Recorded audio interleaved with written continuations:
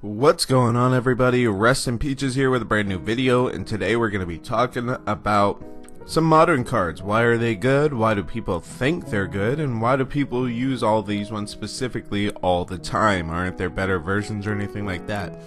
But let's get right into it. Alright, so we're starting off here with Tarmogoyf. As you can see, Tarmogoyf's power is equal to the number of card types among cards in all graveyards, and its toughness is the same to that number plus 1. So planeswalker, land, instant, sorcery, tribal, artifact, all that good stuff. Now the reason why Tarmogoyf is so good is because he's so versatile. For 2 mana you can get a 0/1 on your second turn. But in Modern, he's usually coming down on turn 2 in the decks he's played as a 2/3, because you have a land and a sorcery in your graveyard, so he's a nice little 2/3 body for 2. The turn after that, you play Liliana, you make them discard a card, you discard a card. He's already a 4/5, swinging in for 4 on turn 3. So you can see here that he's a value play. He gets you lots and lots of turns, and he continues to get bigger and becomes a more and more evasive threat. Now he does die to Fatal Push, because that's why Fatal Push is such an amazing card now. But again, Tarmogoyf is just such a value play on your second turn. He's something that has to be answered immediately, or else your opponent just kind of loses to him throughout the course of a game. And even if they do use something like destroy target creature for 3 or 2 or 3 mana, then you're only 1-for-1ing your opponent. It doesn't really matter. You invested 2 mana into your Tarmogoyf. Your opponent also had to invest the same 2 mana or possibly 3 mana into killing your Tarmogoyf.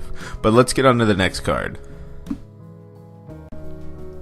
Alright, so next on the list here is Snapcaster Mage. Snapcaster is a 2 mana 2/1 blue human wizard with flash. When he enters the battlefield, target instant or sorcery card in your graveyard gains flashback until end of turn, and the flashback cost is equal to that card's converted mana cost. So we'll use Lightning Bolt, for example. So when you cast Snapcaster Mage, targeting your Lightning Bolt, at that point you can now recast your Lightning Bolt from your graveyard for the same 1 mana investment that it cost you to cast it the first time. Or for example, you can use it to cast a cancel or a counter spell or a board wipe that you previously used that you need to use again. So Snapcaster essentially gets you back anything that you've gotten to play already to play again. Now a lot of people don't get why this is so good, because I get it, you know, he's a 2 mana 2/1, he dies to pretty much everything, and who cares, you only get to do 3 damage 1 more time. But let's say you could put 8 copies of Lightning Bolt into your deck, because now that's what Snapcaster is. He's another copy of another card that you need, but you can only have 4 of, because if you need that 5th or 6th Lightning Bolt to finish off your opponent, then Snapcaster is that copy. Or if you need a board wipe because your opponent just keeps building up that board state, and you already board wiped twice and you only have the 2 in your deck, Snapcaster is now that 3rd or even 4th copy of that board wipe that you so desperately need. And he comes in at instant speed, so he can disrupt your opponent's plans while setting yourself up for a much better board state. Let's get on to the next card. Next up here is Liliana of the Veil. She is a 3 mana, double black and 1 colorless, planeswalker for 3 loyalty. She has a +1, which is each player discards a card, a -2 that says target player sacrifices a creature, and a -6 that says separate all permanents target player controls into 2 piles. That player sacrifices all permanents into the pile he or she chooses. Now you might be thinking, wow, that ult is really good, but that +1 is whatever and the -2 is alright. But that's actually where you're going to see Liliana getting the most plays, out of that +1, -2. You're going to see a lot of Lily comes down, +1, next turn, -2, turn after that, +1, next turn, -2. That's really where you see Liliana come out extremely strongly. Now the reason why discarding a card is so vital to the plan is, again, Liliana sees a lot of play in Jund, which is red, green, and black, where you have a lot of recurring threats, things like Tarmogoyf, things like Lightning Bolt. A lot of quick cards that come down at low converted mana cost and just decimate your opponent for low costs, which is exactly what Liliana does. For 3 mana, your opponent already has to discard a card or sacrifice a creature. Now that edict effect, that target player sacrifices a creature, is much more useful than you think, because if the creature is indestructible, hexproof, has shroud, or can't be the target of things for whatever reason, Liliana immediately skips over that and your opponent still has to sacrifice it whether they want to or not. That's why Liliana is such a big threat. And yeah, if she ults, you do lose, but you're usually going to lose to Liliana just because you've been discarding all the cards that you need for your later game and drawing more lands, or discarding lands that you needed later but you're not drawing them now, or sacrificing your big threats. But let's get on to the next card. So here we have a card, 1 mana, 1 blue mana. It's called Serum Visions. Now for all newer players, if you've ever seen a competitive match that contains blue in a modern deck, or even sometimes Legacy, yes, Legacy, I know it sees play there, you'll see Serum Visions. It's sorcery speed, turn 1 Serum Visions. The amount of times I've heard turn 1 Serum Visions is ridiculous in Modern. You get to draw a card and then scry 2. So why is Serum Visions so good? Because it automatically replaces itself with another card in your deck. Regardless of what that card is, you spend 1 blue mana to basically discard and replace Serum Visions while setting up your next 2 turns. And if you don't like your next 2 turns, you can usually shuffle your deck. If you're running a modern deck, you can fetch a land, crack a fetch to search for another land, or you could crack a fetch to set up your Serum Visions, or set up a Miracle, or anything along those lines. Serum Visions is a very powerful card. The fact that you get to draw and then scry is ridiculous, because you know what your opponent's doing if you're playing blue just by the colors of lands that they play. If they play a red-white land off the bat, you're like, okay, I'm up against Boros Burn, so let me draw a card and then set up a scry so that I can either gain life, board wipe, or play a Snapcaster really quick and just get a body out there to block. But this card is extremely good, just because of the fact that for 1 mana, you're getting rid of this and drawing something you might need more. That's very valuable in Magic. Being able to get rid of a card in your hand and replacing it immediately with a different card is just value. But let's get on to some red cards now. Alright, this one's a little bit more straightforward. Instant speed, lightning bolt, 1 red mana, deal 3 damage to target creature or player. I remember when I started, I was like, yeah, whatever, that's kind of good. Like, I get it, you get to deal 3 damage. But again, in Modern, being able to recast this card up to 6 times in a single game, because I've seen it happen. I've seen someone go, bolt you, bolt you, bolt you, next turn, Snapcaster, bolt you 2 more times, you lose.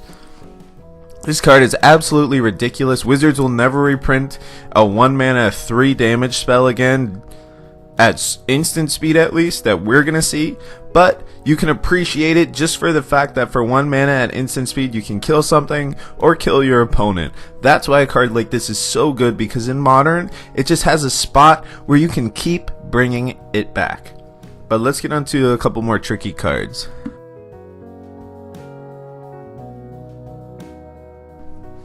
Alright, so this card, when I first started out, I was like, I don't get it. I don't get it. And I still see people on YouTube, I just watched something recently, that the dude was like, I don't know why these are in my deck, but people say they're good, so that's why I play them. But let me explain to you why Remand is so good. So 2 mana, instant speed, counter target spell. If that spell is countered this way, put it into its owner's hand instead of that player's graveyard, and then you can draw a card. So the amount of power that this card holds is ridiculous. So let's say on turn 3 your opponent goes to play Liliana of the Veil. You, in response, remand it, putting that Liliana back into their hand, and then you get to draw a card. So now you're replacing your remand and you're putting back the Liliana into their hand. So now they've invested 3 mana into a card that didn't even enter the battlefield, you invested 2 mana in drawing a card. So now you're up a card and your opponent has gotten nowhere in that turn. So let's say it's turn 6. They play the Liliana, you remand it back to their hand, you draw a different counterspell, a full-on counterspell. Then they invest the next 3 mana that they have open into replaying that Liliana. And now you hard counter it. So your opponent has invested a total of 6 mana into a card that not only didn't get to hit the battlefield, but it didn't get to hit the battlefield twice, giving you a reprieve from that card. And they've invested 6 mana into it. And you got to replace your remand the first time with a better card. That's all remand is it's a card that gives you 1 extra draw. Sometimes, yeah, you'll draw a land, but most of the time in a deck that's built properly, you're going to draw into a better card. You can draw into a Snapcaster so you can remand. They play their card again.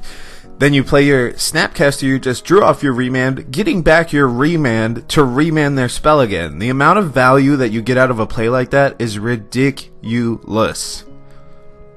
Makes your opponent play off curve, so if they want to play something on turn 3, they now have to play it on turn 4, which is, for Modern, it's kind of actually a really big move. If they want to play something on turn 2 and they have to play it on turn 3, that messes up all their future plans. It's just such a beautiful card. I love my remands, and that's why they're so good. Let's get on to a couple more creature spells. Alright, so next on my list is Goblin Guide. You get a 1 mana 2/2 with haste. Immediately red says, we'll take it, we don't care what else it does. Now the other caveat to Goblin Guide is whenever it attacks, defending player reveals the top card of his or her land, or his or her library. If it's a land, then they put that card into their hand. So Goblin Guide essentially is the quintessential card for red. He says, I don't care what you're doing, I just want to win as quickly as possible. So you go turn 1 Goblin Guide, you attack. You get them down to 18 before they even get to draw their first card. If they do draw a land, then you say, okay, I got them a land into their hand. But if they don't hit a land, then you immediately know what they're running. Because if off the top of their deck, you see a Goblin Guide, you're like, okay, I'm up against burn. Now I have to leave up a couple mana to burn their creatures out. So Goblin Guide just gives you that edge that red loves. That I'm going to play so far below my curve that you're going to get value out of it. Here's a 1 mana 2/2 with haste that you get to draw a card, but I don't care because you'll be dead before your 4th turn anyway, so I'm not even going to let you set things up. Because if you go turn 1 Goblin Guide, turn 2 Goblin Guide, and a second Goblin, swinging in for 6, then it doesn't matter how many lands my opponent has because I'm just so far ahead in card value. That's why red absolutely loves cards like Goblin Guide. Yeah, they give your opponent a slight advantage, but you're not worried about your opponent's advantage. You're just worried about winning. That's why Goblin Guide is in every red deck and why he's going to be a staple for a long time. Now let's get on to the card that when people say if this card's in your hand, you can't lose the game. Alright, here we go. Last but certainly not least, we have Cryptic Command. For 3 blue and 1 colorless, you get an instant speed choose 2 card. So you get to choose 2 of these effects as you see fit. You can counter a spell, or return a permanent to its owner's hand, or tap all creatures your opponents control, or draw a card. So yes, that means your opponent plays a combat trick at the beginning of combat to give their entire team +2/+2. Now, if you want to be smart, you can tap all your opponent's creatures and you get to draw a card instead of countering that spell. Or you can counter that spell and then tap all their creatures. Or you can draw a card and return the only creature they have to their owner's hand. So on and so forth. Any mix of these cards are of these effects that you choose. Now the reason you can't lose with a Cryptic Command in your hand is because of its versatility. If you have a Cryptic with Cryptic mana up, you can counter anything, you can tap an entire board of creatures, doesn't matter how many, you can return their win condition to their hand so they have to replay it and they can't do it again. You can do all of that plus replacing itself. you can see from this list that a lot of blue cards that are the better blue cards, they replace themselves in your hand with another card, giving you card value, giving you card advantage, giving you exactly what blue wants. Card value. They want to be able to do the most valuable things for the least amount of mana. Cryptic Command is that card. It lets you choose from any 4 things. It gives you versatility. It means you can't lose the game, they can't win the game. It's just one of those cards that when you snapcast your Cryptic, your opponent's like, yeah, I'm pretty much screwed at this point. There's no way out of this. But with all that being said, guys, I appreciate you watching it all the way through. I know I've been slacking on videos, but I appreciate the like, comment, rates, subscribes, all that good stuff. Share it with your friends. If they don't get why these cards are so good, tell them to stop by. But as always, guys, this is Rest in Peaches signing out. I love your faces, and I'll see you guys when I do.